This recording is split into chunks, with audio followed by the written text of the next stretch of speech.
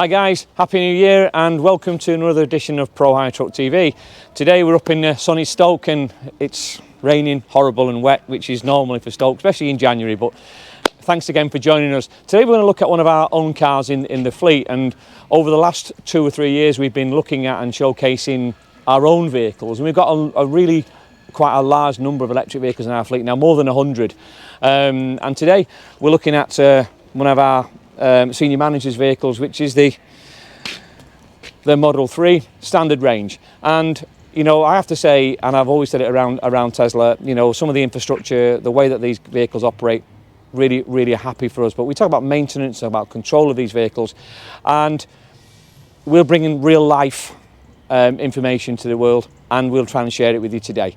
But I mean, this is the base model, so we're at 60 kilowatt hour battery, rear wheel drive, giving a standard range, or WLTP range, around 305 miles. But as I always say, WLTP for me, we'll see. Great spec car even for the standard range vehicle. Real wheel range on this vehicle, 250 miles, as long as you don't go over 75 miles an hour on the motorway, but you know, who knew.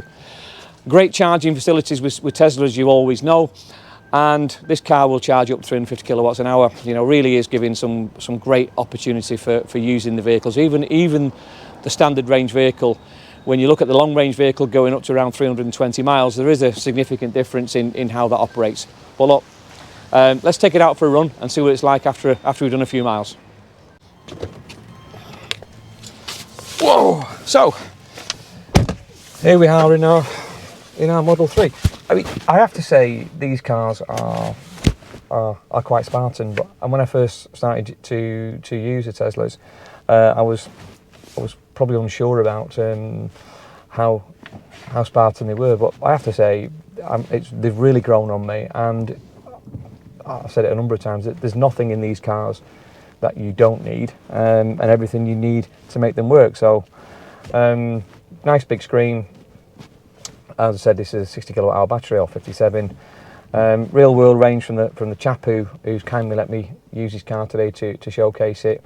We're getting some miles on this now, and he's managing, you know, quite easily 220 to 250 miles on a regular basis from a single charge.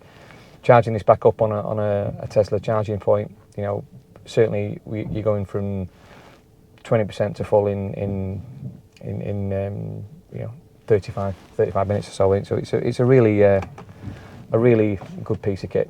So let's go and take this for a run and see how it's performing since we've had it. And I have to say, as always with our friends at Tesla, you know, the quality of the build generally hasn't been great on the larger ones. But these smaller ones, the quality of the build is excellent, and they're really quick. You know, super quick vehicles, and really quiet.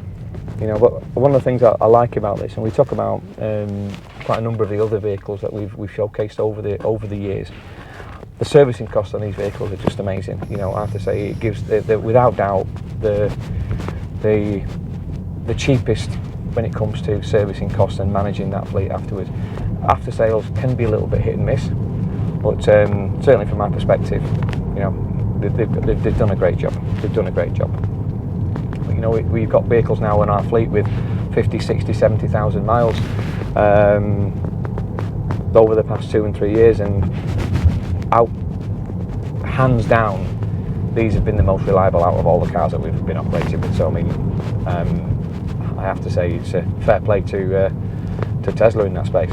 So it's for me, it's been an ideal choice, and we've tried quite a number of cars now, and we're continuing to stay with this brand for that reason. You know, so it's really good quality.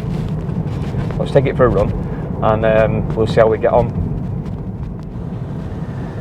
So we're off again, and I have to say, they're not the cheapest car in the world, but certainly when it comes to the amount of electric vehicles that we've tried, driven and have in the fleet, it's certainly one of the most economical from a TCO, or total cost of ownership, point of view. Residuals are high. Entry level on this car, there's 3 prices for this vehicle in the UK, so this as an entry level will be around £48,000. To go to the long range, it will come in around 57, and then you've got the performance model, which I have to say, these things are quick enough to go down the performance route for a further, you know, 6,000-7,000 quid. I'm not seeing the value in that myself personally, but you know, that's just everyone's each to their own, I guess. But you know, for 48,000 quid, not too dissimilar to the Model Y. That's gone up slightly now, but between the base level on the Model Y and the S, they're both fantastic vehicles. Model Y's obviously got a lot more space. One of our previous videos, you'll be able to see that. Again, we're loving these vehicles, and we've now covered in our Teslas, you know, 250,000 miles. So we're getting used to using them.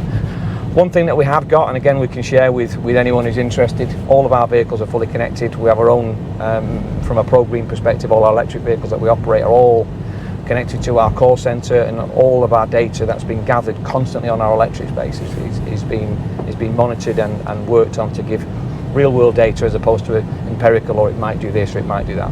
Empirical data is what you get from most people. From ProGreen, it's all real world stuff. So we're really proud of the efforts we're putting in to capture this data, and of course to share it in any platform that we can. But look, I really enjoy driving electric vehicles, and I never get tired of talking about our alternative fuel journey. So for me, I think for our business, certainly this is going to play the backbone of our company car fleet, and we've got a number of these now, and it's been a while since I've been out in a 3, and I have to say I'm super impressed. 26,000 miles on this particular beastie, and drives absolutely like a brand new car. It's tight, everything works, the doors, you know, really everything is just perfectly functional.